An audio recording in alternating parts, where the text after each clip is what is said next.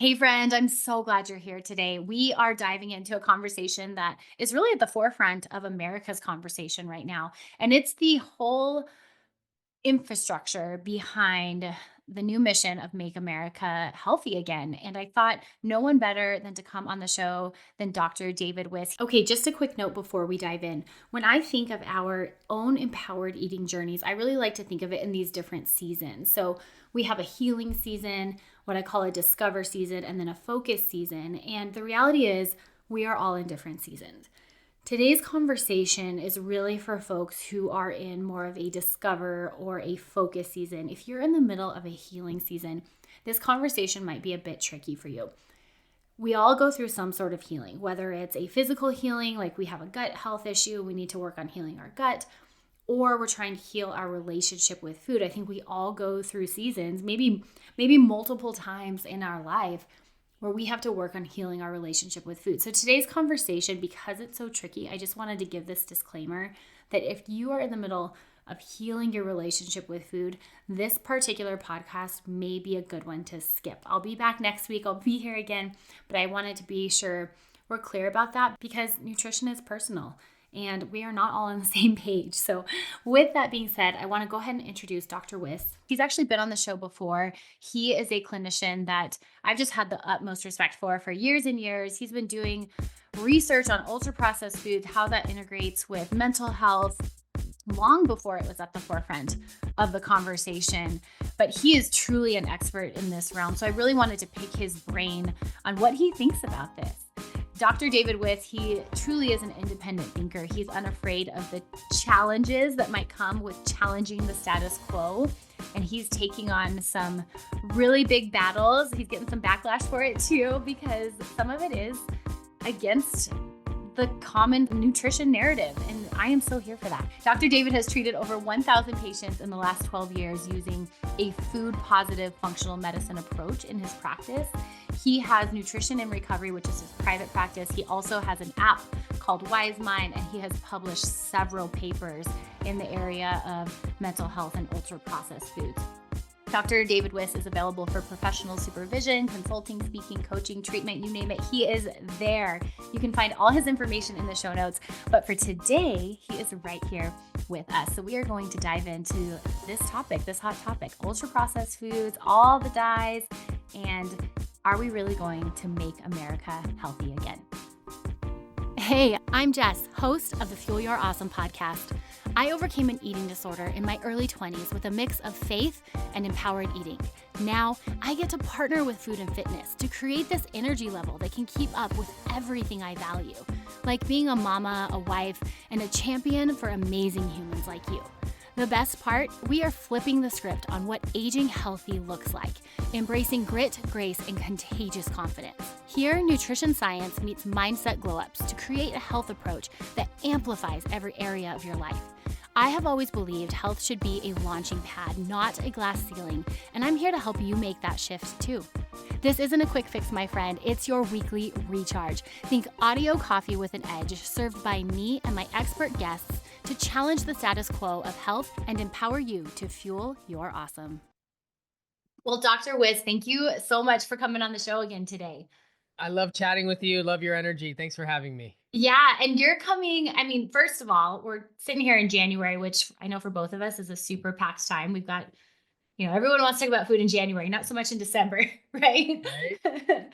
But you're also in the middle of the fires. Can you give us a Mm, little update about, what's yeah. going on in your world right now? I'm here in West Los Angeles. I'm from here. Been here my whole life. So, a lot of people in my social network, no one in my family are struggling with loss right now. And Yeah. so, yeah, I do know a handful of people that lost their homes, and also treatment providers, Oh, geez. people that have trauma centers and addiction centers in the Malibu area. There's been Oh, some loss there. So I'm seeing the community rallying, coming together. Um, I sent a big Venmo to someone I love yesterday. It's that kind of vibe. You know what I mean? yeah, yeah.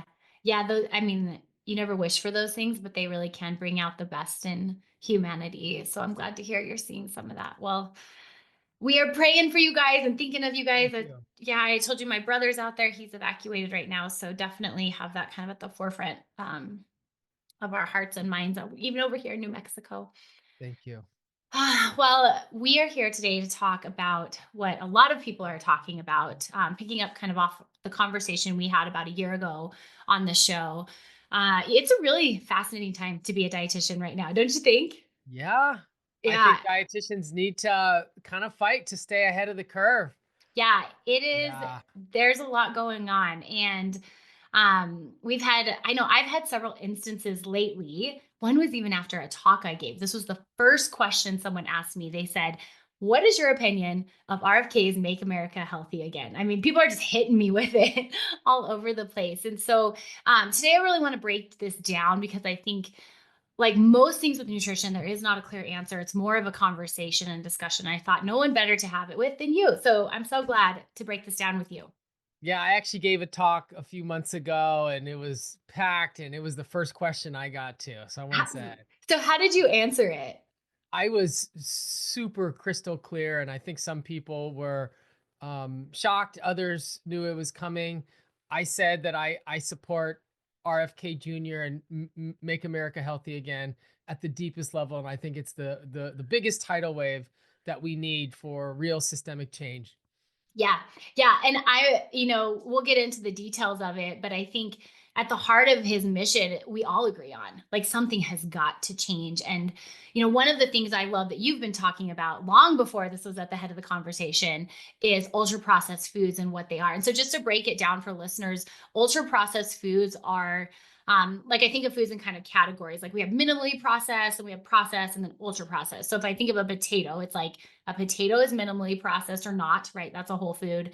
Processed is going to be a baked potato. Ultra processed is a French fry. So we look at this kind of spectrum, and you've really honed in on the impact of ultra processed food. So talk to us a little bit about what you found in your research, and just what we need to know about these guys, because that word is floating around everywhere. Yeah. And it's a good example you gave with the potato. I think to elucidate what an ultra processed food is more, maybe you would think about some sort of reformulated type of a chip, Mm-hmm. right? So that it was done with some high tech machinery. One of the ways that people understand ultra processed foods is not just that the food's been altered in many different ways, but it's been altered by large scale industrial practices that Yep. most people can't really do at home. So it starts to lend itself to an important question of, how much of the problems associated with ultra processed food are the ingredients and Mm-hmm. how much of it are the high heat practices and some of the neoformed compounds in the machinery and the jarring. And I think that's important and not getting enough attention. So I always like to highlight it. Mm-hmm. The nanoparticles or microplastics and the packaging, a lot of those other components of the food that are maximized for profit, I think have implications. Yeah. Right now, we're all stuck on ingredients, Yeah. right? We're all stuck on the oils and the colors and all of that. But I do have a feeling that some of those other factors are going to pop in the next few years as being Yeah. important. They're harder to modify though. We're not going to be able to stop storing food in plastic, right? Like Oh that's man. just not going to happen. The machinery might be better regulated, but we still need high heat machinery with metals. So yeah, there's a lot of focus on ingredients, and that's where a lot of the controversy comes from. Those of us that have eating disorder background know that if you put too much emphasis on one ingredient, you're missing the forest. But I think that the emphasis on ingredients is important because it's symbolic. Yeah. It's basically us saying, like, hey, we're actually going to hold you accountable, Sure. corporations, and we have demands for public health. And this matters. Yeah. Yeah, it does matter. Well, and I think at where you've really done a lot of discussion and research is how they are creating these foods in a way that is profitable, right? They really have no interest in making us healthy and keeping us healthy. It's profitable. And I don't know where it all started, but I think, as a business owner, that is the job, is to look at, we have to stay in business, right? We have our mission, and if we could all do our work for free, that would be great. But at the end of the day, we do have to stay in business. And so if we look at the food industry, they're thinking the same thing. And it's tricky though, right? Because some of these kids, like my kid came home yesterday and goes, Mama, they gave us blue applesauce today at Oh, school. And I'm like, did you like it? And he goes, Oh, it's great. Why is all applesauce not blue? Because apples aren't blue. But right. but in the food industry's world, like, right, they are trying to give these kids something that they'll eat and go home and tell their parents to get. And so from a business perspective, it's working, but from a health perspective, we're seeing a lot of trouble. Yeah, and the argument that is being made is if, people want healthy foods and there's money to be made there, the food company will make some adjustments and right reformulate and sell to people that want other things. It still remains such a small percentage, Yeah. mostly socially advantaged people, Yeah. right? You don't see people that don't have a lot of knowledge about nutrition, or kids, for example, making decisions based on anything other than taste, which is really a reflection of neurochemical feedback, Mhm. right? And so the reality of our food supply is that most people will choose what's the most neurochemically rewarding. Yeah. And And so and they formulate it for that. and so talk to us a little bit about how ultra processed foods are neurochemically rewarding. Yeah, I think at the most basic level, we have sugars, salts, and fats, oils, right? Which Mhm. are by definition rewarding because they are essential. Mhm. And I don't mean essential like you need to eat molecular sugar to stay alive, but we need sugar in our body. If you think about being in a hospital, um, and someone gets a saline bag, right? It's Mhm. essentially sodium and glucose, right? Yeah. Like these are the things that we need. It's the liquid Ritz cracker, Right. And Right. so those are the things that the brain responds favorably to.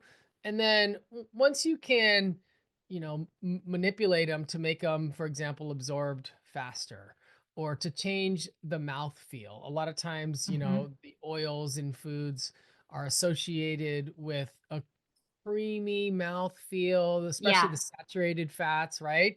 The Right. trigeminal nerve is detecting these textures, and the combination of how something looks, if there's a sound when you Well, bite into it, yes. Yeah, the the mouth sounds. feel, all Yep. the nervous stuff, how quickly it hits your uh system in terms of blood sugar, how quickly it registers as rewarding. All of those things together can Mhm. create a very salient experience, and most Mhm. people underestimate how calculated it Yeah. actually is. Yeah. It's very calculated by companies to maximize their profit. Yeah, and I think that puts, like, us as dietitians in this tricky spot, especially from like an eating disorder background where for years the all foods fit model has been our primary approach. And so I still have a hard time saying these foods are bad, like ultra processed foods are bad. Like, yeah, there's just like the old school dietitian in me that just can't say that because I don't want to trigger that that psychology of if I say you can't have this now, I want it, Mhm. right? I call it the kid pushing the red button syndrome. If you tell them don't push a red button, that's all we want. But the reality is I think we have a job to do to help educate people on how this impacts our brain because that's what we're here for. Yeah. And so let's talk a little bit about the all foods fit model. And so how can we avoid contributing to the black or white thinking and yet consider this piece of the puzzle? Like specifically I'm thinking of all the mom groups I'm in and the moms I talk to, not even in a professional realm, but in a personal world where they are like, food dyes are bad. These are terrible. Get that crap out of my house.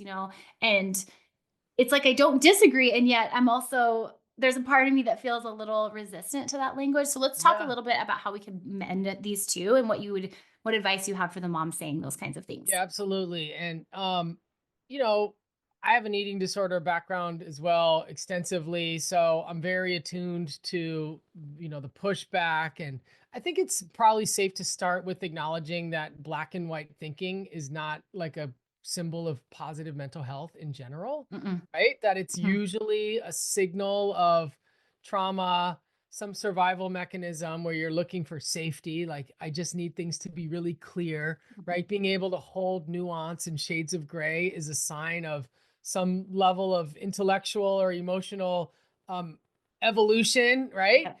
And so black and white thinking is characteristic of addiction. So like it has its antecedents, right? In mental health context. So I think, we can agree that it's generally not good. However, there are times when people's black and white thinking is the thing that helps keep them alive. So it's Mhm. not always bad. If someone has a very terrible opioid addiction history, they need to Yeah. be pretty black and white about Yeah. taking that Vicodin after the surgery or something. Like those, there are times when black and white thinking is the anchor to someone's success in life, Sure. right? You need hard lines. And so that's a tricky thing because it's survival promoting, but it's also destructive in some ways, and helping people navigate, what might be the right amount of, black and white thinking is Sure. the challenge, and is a sort of um, individualized process, Sure. right? Sure. Coming back to all foods fit, I like the philosophy because it promotes food positivity and helps neutralize a lot of this charge that may not be helpful. But like, you got to ask the question, like, is red dye 40 a food? Yeah.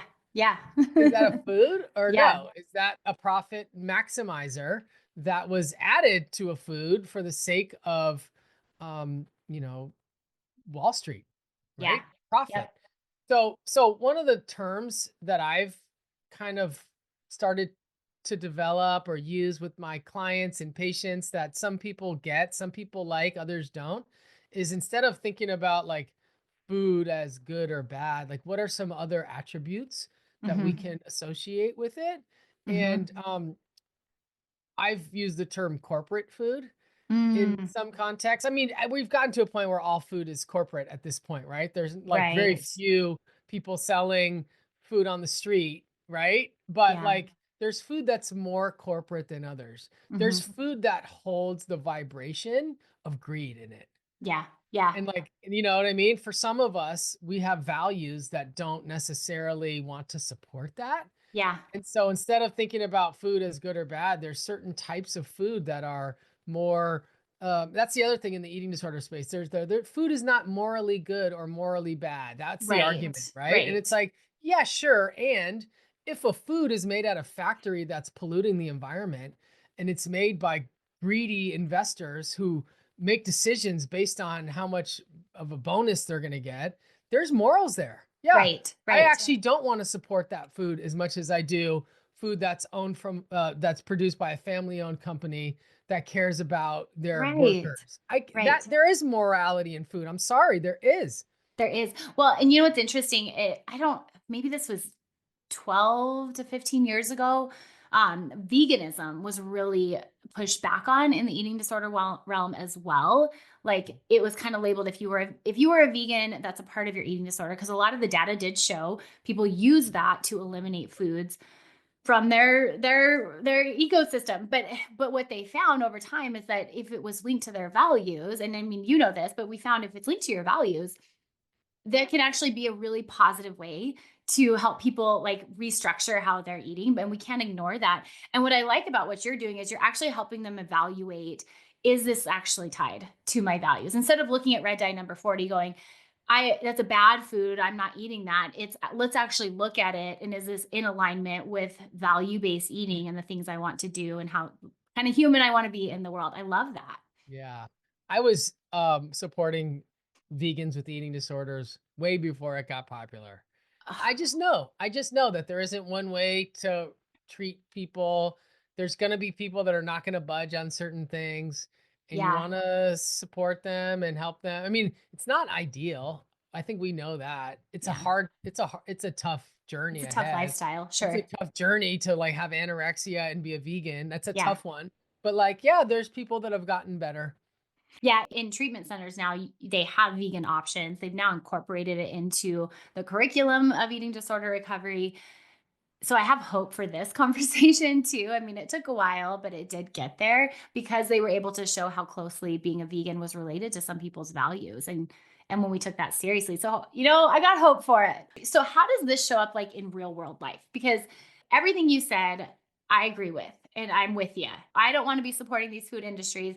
And yet, my family, if I'm being totally honest, we still eat red vines. How are you managing it? Maybe in your own world and your own family. I have 2 daughters. 2 Yeah, daughters. Okay, how yeah. old are your kiddos? 2.5 and 8 months. Oh, man, so they're, like, just getting into the Yeah, yeah, yeah, yeah. you know what's interesting? This is actually the age your kids are is when my opinions about food started to change. Of course. Because before they were 2, I thought, "I am gonna raise intuitive eaters. We're gonna have no Yeah. food is bad." And then my oldest, Yeah, he that's loves where we're sugar. at. He Yeah, loves sugar. I yeah, had to start drawing boundaries, otherwise the kid was no joke, we had a Halloween one year, and he's riding on a trailer. We have friends that rent a trailer, and they all get on this, trailer and go around the neighborhood, and it's a free for all for the kids on the trailer with all yep, their candy. And he ate I can't even tell you how much he ate. Dr. Wiz, he got off his eye he looks drunk. He was drunk on mhm, sugar, he really was. And I thought, "This is not gonna be we have to draw boundaries. We have to." yeah, and the part that's disturbing is once they get the candy, the ice cream, the goldfish, the cake, all those things, they like the regular old minimally processed food much less, Yeah. and that's the Yep. part that bothers me is like, yeah, my 2.5-year-old is rejecting the protein in the vegetable Mhm. and just wants, the sweet Mhm. and the cheese and you know what I mean? And it's Yep. like, you gotta wonder how much of this is just by design. I mean, it's by design for the human brain to seek fast energy. So it's not like the food companies are completely manipulating. They're just like taking advantage of the neurobiology that already is. You know what I'm Yeah. saying? Oh, yeah. Yeah. Yeah, Yeah, and we're those parents that are having to backtrack a bit because our oldest is he was one of those that he loved. One, he's wired that way. Two, we started off with more of that all foods fit mentality and giving him sure. kind of whatever he wanted. And then he's got some borderline ARFID stuff. And Okay. he's an interesting case to me. Like kind of fits the bill where he choked on something when he was younger. He has food allergies, real Got it. anxiety. So he's got some other stuff going on too. Sure. But man, every night it is a battle. He still doesn't eat a vegetable to this day, and I think a Sure. lot of that is because how he's been wired. Um, and we make something called I call it candy juice. It's fruits, vegetables, chia seeds, and water.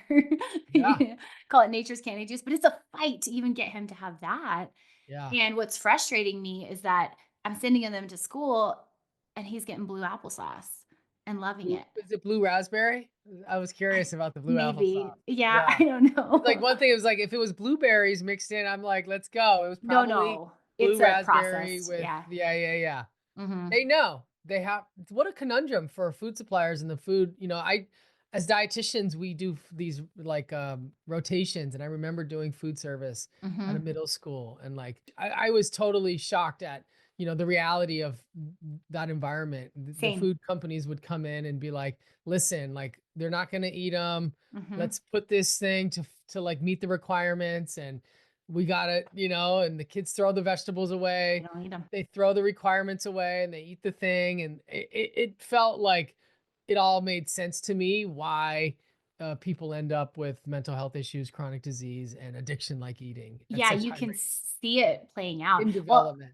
yeah, and in New Mexico, we are a state where I believe the stats are like 56% of the population qualifies for Medicaid. Sure. And so a lot of kiddos are on the free lunch program and need to be. And so we Yeah. were in the same conundrum. I remember having this, and I don't like that they're feeding my kids that stuff. And yet, some of these kids, that is the only meal they're getting. And so the folks in the schools are going, well, we got to get stuff they're actually eat because if this is the only meal they're eating. Right.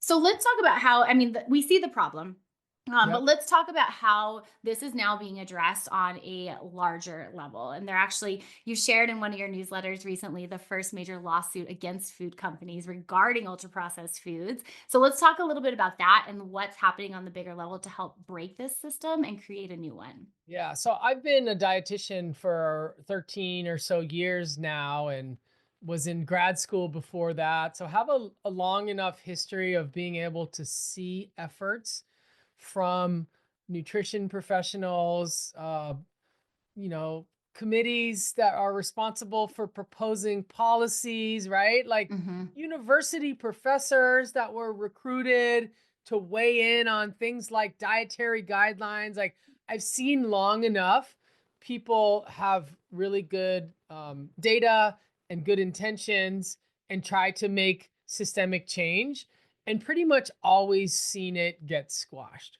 Mm. Right. And Mhm. so, like, I knew early on that we were being like tricked into thinking that we were going to like make a difference. Right. And I think a Mhm. lot of people go to school.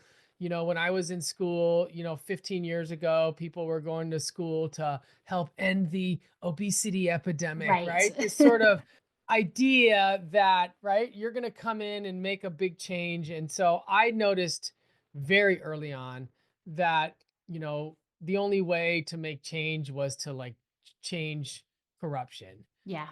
in the system. And the corruption isn't just, at the level of, the committees that are formed, but Right. also the quality of the science, right? Mhm. So early in my career when I was getting a master's degree, I saw how papers tended to have these very different slants to them, and I was able to pick up early on science that felt to be what I call industry friendly, Mhm.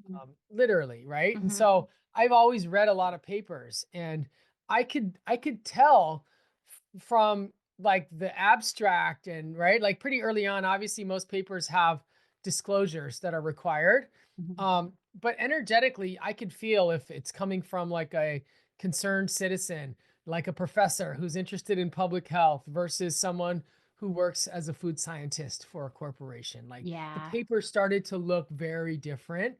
And I Wow. did notice that, the way that data is analyzed is like the totality of it, right? So there's enough papers to where it meets systematic review.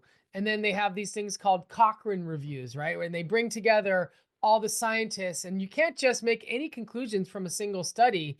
You have to look at the body of literature. And Mhm. I saw very early on that one of the food companies' real major tactics was to fund enough studies to where they could stay in the majority. Wow. And it was really Wow. smart that like you could have if there was 8 studies that showed artificial sweeteners were harmful, they had published 11 that Wow. showed that they weren't, right? And so you do a systematic review, 19 studies, right? And the conclusion has to be that there's no convincing evidence that artificial sweeteners are harmful. And you Mhm. could see that there were several that were, but these other ones kind of looked at different parameters, and they have this very strategic way of just planting doubt, right? Mhm. That was the tobacco industry's playbook of like, put out studies that make people question, Yeah. if this is an actual association that's causal or if it's something that's spurious, right? Mhm. And Mhm. and it, and then the game continues, right? And so you think about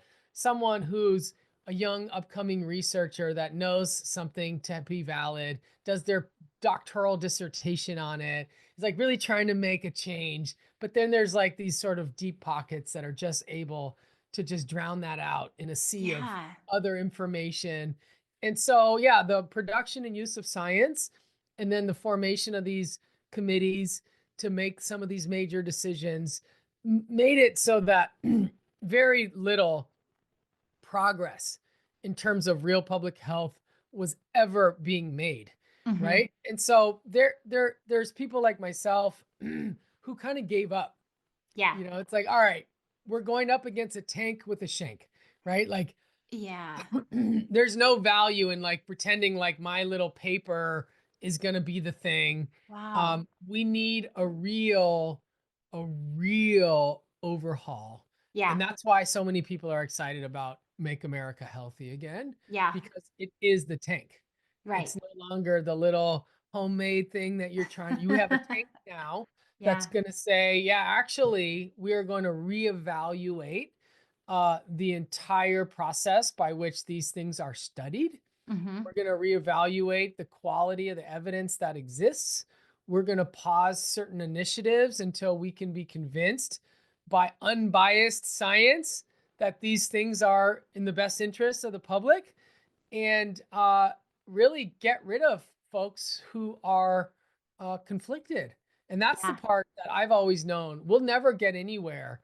Like the Academy of Nutrition and Dietetics is never going to get anywhere as long as Monsanto is on the board of directors. You know what I mean? Like it's just Mhm. there's isn't going to be any real progress. So No. this No. political initiative is saying we're going to end the revolving door between government and industry. We're going to remove bad actors, and we're going to kind of start over in terms of science and advisory members, etc. That gives me a lot more hope than I think, my initial understanding of it. Because I have to say when people have asked me, like, "What do I think about all of this?" I think it sounds really good, but I'm nervous that it's not going to be productive. But the way you're couching it, it actually sounds like there might actually be a chance here.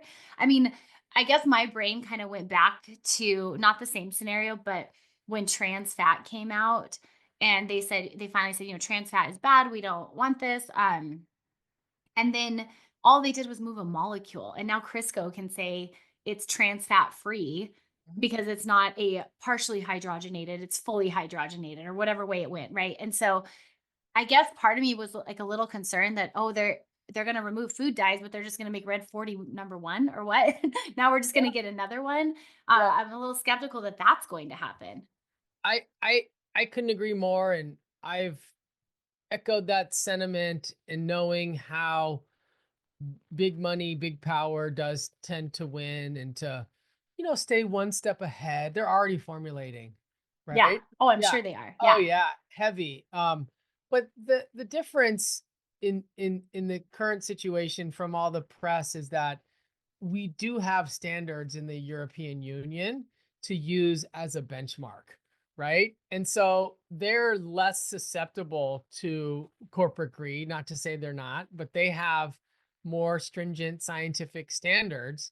And so we do have other parts of the world by which we can use as comparisons that I think will be of value, right?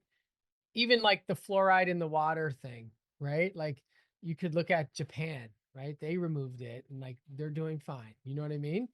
So Yep. we have a lot more access to global data to inform us on what we can do for the best interest of the public. But I think that you are absolutely right. And I've said this for many years. Whoever has the deepest pockets and the best data tend to win, and that is the name of their game. And so I can expect a little bit of that, but I can also expect that the pressure is causing the American public to wake up, and the moms, right, are the best Yep. example of the people who care Yep. about the ingredients in the food. We're waking up.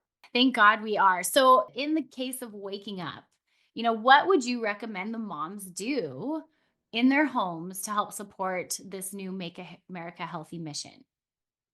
God, it's such a tall order, and my recommendations probably would have been different 3 years ago before I had two Yeah, kids, I right? know, right? Like, there's a difference between being idealistic and realistic, you know what I Yeah. mean? Mhm. Even when we had 1 kid, my wife was making everything from scratch, purees and, like, making muffins. Now with 2, like, It's a we're different world. out, it's tough, right? It's harder to do all of these things. So, these are the questions that are difficult, and then people always come back to like the social determinants of health. How much, resources do you have? What's available? What's Mm, attainable? But I think at the end of the day, the real barrier is people have a hard time, like cooking and assembling and doing that like real important fundamental kind of stuff because life is hard. We're yeah. overwhelmed. We spend our time scrolling. We're stressed out, right? And so Mhm. like it's not just about economic and financial resources. It's also about our internal world. You know what I Yeah. mean? There's Yeah. people that don't have a lot of money but have a lot of spiritual bandwidth, and Yeah. they're able to like show up and make food and create a supportive environment and Yeah. home. And there's people that are super rich that can't do any of that. So it's like the money matters because there are, at least especially in LA, there are places where you can go where you Mhm. can trust that there's someone who's vetted the ingredients there. Right? And Yeah, that's why, like, the places like Erewhon are so popular. Like, you can be a socially advantaged person in LA and know nothing about nutrition, but just yeah, know that if you shop there, your kids are gonna be alright. that You they're know what I okay. mean? Yeah. Yeah, Yeah. yeah. I mean, I'm thinking about, because we don't have Erewhons. I've heard of these, but we don't have them here in New Mexico. I think, like, the closest we have is Whole Foods, which tries to do more of a local resourcing, but we always, call it whole paycheck because it is so expensive, and so I like your thought, though, that it doesn't always have to be about the resources around you, rather just, like, looking at the time that we do have to have it, and then I would, and it sounds like you're kind of coming this way too, like, as a parent, as someone trying to juggle so much, like, there has to be some grace in this process too, and know that we could do the best we can. And Yeah. yet we are still going to get some ultra processed foods in our diet because of the world we live in. And because the kid won't eat the stuff we made. Yeah. Let's just call Let's, let's there's a reality there. Yeah, Yeah. but that's the question is like, does that mean that we should just submit and say, all right, they like the frozen stuff, not the stuff that we made, and just like let's let that be? Yeah. Do we continue to try and present? Do we push back on the Depends on food? the day, huh? Yeah, depends on the day. It probably depends on the day, and I think, like, where our family has settled, and I think everyone will fall in a different place, but our family has settled in this area of, we're gonna do the best we can, and if there is an ultra processed food on the plate, let's at least balance it with a whole food. So, like, that's our candy juice, right? If they're having chicken nuggets for dinner from Costco, which they do because, let's be real, they eat it and it's easy, they have at least a fresh smoothie on the side, and we know Mhm. that that has an impact on the gut and at least helps counterbalance some of the inflammation that would come from that, and they're getting quality nutrition. So finding ways to piece it together, I think, makes this feel really doable in the long run without getting so sucked into, I'm poisoning my kids, right? Yeah, parenting and 2, 3-year olds, God, it's enduring. It's an endurance activity on the spirit, especially if you know about nutrition, you know? Yeah, it Yeah. is. I think my biggest wake up call was, I used to teach an intuitive eating class, or no, I'm sorry, a mindful eating class. And I talked about not eating in your car, like the importance of not eating in your car. You need to be sitting. And then I started laughing because, as a mom, I almost do the most mindful eating in my car Mhm. when for a season of our life. Now the boys sit for dinner and they're a bit older, but there was a season that that truly was the most mindful time I had because they were both strapped into a car seat, and I could just sit and actually taste the food. So, yes, I think we have to look at, like, where we are in life and how to balance this. But as a whole, we are really waking up and coming to this and finding ways to add more of the whole foods, get more time in the kitchen, which is really in turn just going to feed our families, not just from a nutritional perspective, but from a spiritual, a Yeah. family, a time together perspective. I also teach principles of mindful eating, but I always keep it 100 with my clients and say, "Hey, I'm not gonna sit here and pretend like I do all these things. I I try know. to. I I've know. done them, but I know how life is I busy. know. But like there are some principles here that you can extract and see if you can implement." I Anywhere. also use the term soulful eating Love sometimes it. to help people like connect to their values and to basically just learn how to eat real food or be one with nature. Yeah. I love that. I love that. Well, thank you so much for continuing this conversation. And you are going to continue having it. You have so much great information on your social media, on your websites. Your newsletters are fantastic. So tell us a little bit about how folks can connect with you and continue this conversation with you. Yeah, I have a lot of resources and I spent last year really like separating them Hmm. for my different audiences. My clinical website is nutritionandrecovery.com where I focus mostly on nutrition information for people that have addictions and eating disorders. I've broadened that scope to Hmm. wisemindnutrition.com where I focus more on mental health broadly, ADHD, trauma, anxiety, depression. And then my website, drdavidwiss.com, is more geared for professionals. This is where I put my peer reviewed papers, some of Hmm. my podcasts and trainings go over there. And then, yeah, Dr. David Wiss on Instagram. I have Wise Mind Nutrition for TikTok and YouTube and Awesome. I'm pretty findable, so always love hearing from folks. I will make sure all of that is in the show notes because I'm sure folks will be wanting to follow along and learning more. Dr. Wiz, it's always such a pleasure. Thank you so much. And yeah, we're going to be thinking of you with the next few weeks with these fires and just praying everything goes okay. Appreciate that so much. Thank you. Hey, friend, thank you so much for stopping by today. I think at the heart of what we can take away from today's conversation is the importance in being an empowered eater. With so much nutrition noise out there, I mean, if you open any social media app, you will find nutrition information. And because it's such a hot topic, it's at a crucial moment where we really take a minute to define what health is for us, for ourselves, and how that fits into our values. So we can be value-based, empowered eaters. And that's going to help us weather whatever is coming up and all the changes that are ahead. Because while there is hope that there will be change at the policy level, it doesn't guarantee anything. At the end of the day, we are the ones who are having to make these decisions for ourselves and for our household. And if we don't want that to feel overwhelming or scary, we're gonna have to take a minute to figure out what is important to us and what health really looks like. This is exactly what we teach folks inside the Well-Fueled Academy. So if you have any questions or you would like to connect one-on-one, be sure to check out the show notes and I would love to hear from you. Until next time, my friend, I hope you have a beautiful day. Cheers and happy eating. I am so glad you stopped by. I know you're leaving today with so much insight, but let's make it actionable. Take a moment right now to choose one key takeaway and write it down. Putting it in writing is the first step to making it happen. And remember, it's small, consistent changes that spark the biggest health transformations. If you're ready to dive in deeper into empowered eating, check out the show notes for free resources and details on how to connect with me and the Empowered Eating team. If today's episode lit a spark, my friend, I'd be so grateful if you'd share the love. Leave a review and tag me on social media at JessBrownRD. By spreading the message, it helps us reach even more people who need empowered eating in their life. And don't forget to hit that subscribe button so you're always in the loop. Until next time, my friend, I hope you have a beautiful day. Cheers and happy eating.